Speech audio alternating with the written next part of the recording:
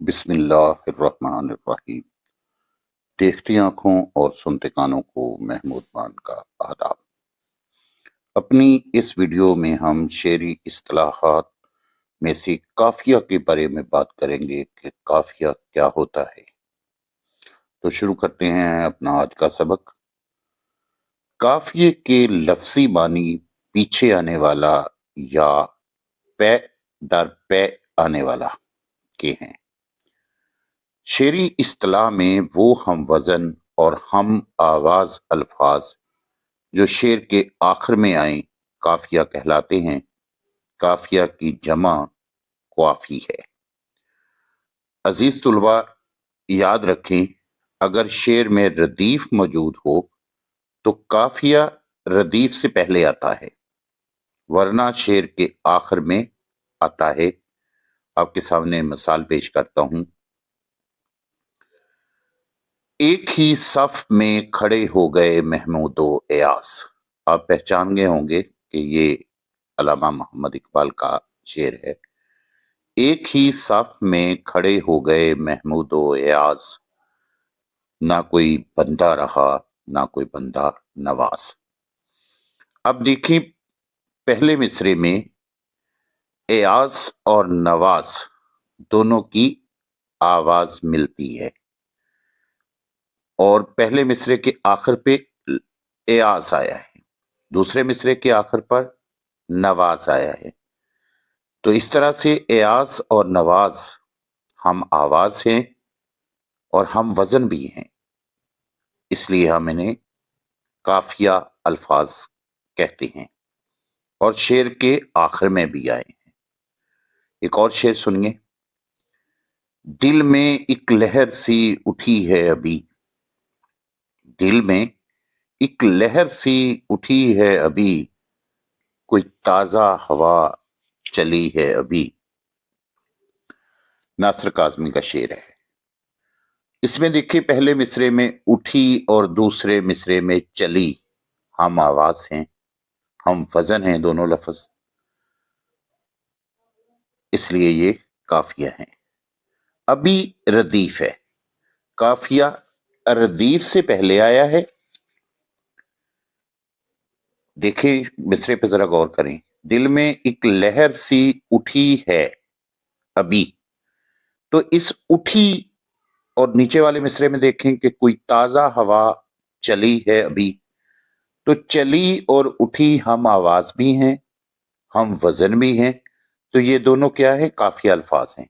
اور اس کے بعد جو ہے ابھی، یہ ردیف کے الفاظ ہیں جو قافیہ کے فوراً بعد آتے ہیں۔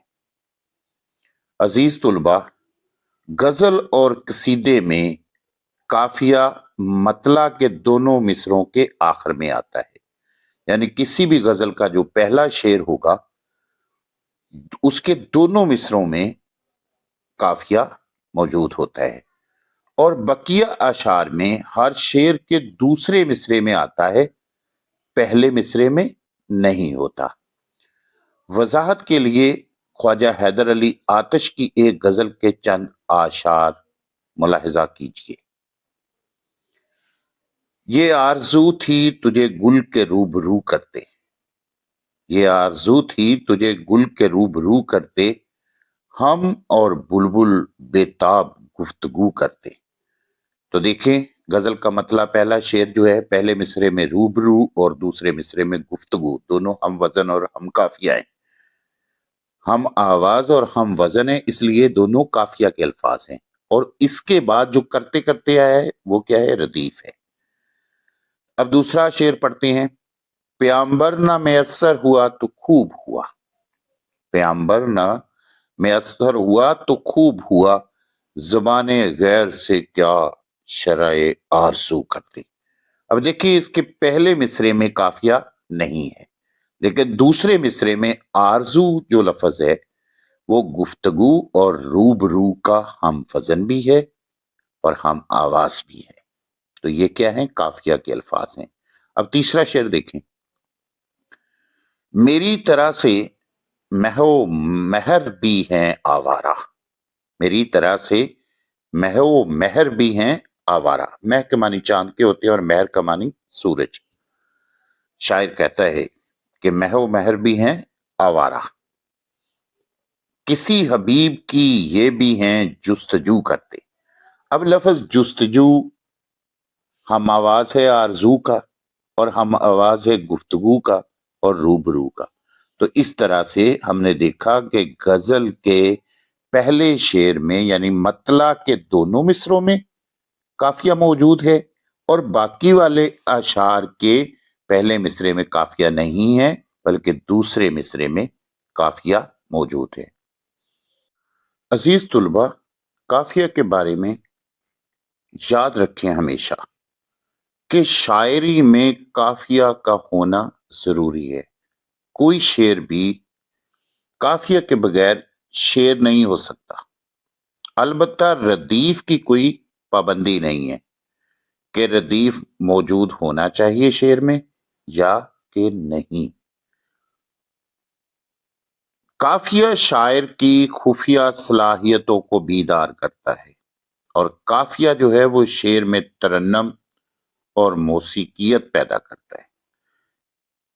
काफिये के अल्फाज गैर मुस्तकिल होते हैं, यानी बदल बदल कर आते हैं, जबकि रदीफ के अल्फाज मुस्तकिल होते हैं, यानी बदलते नहीं।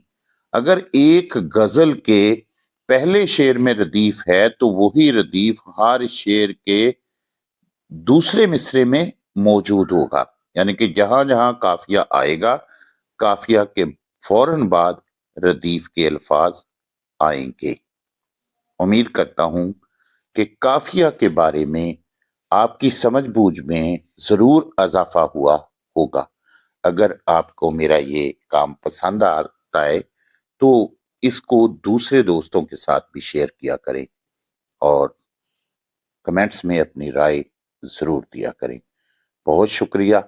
इजाजत चाहता हूं। अल्लाह हामियों नासर।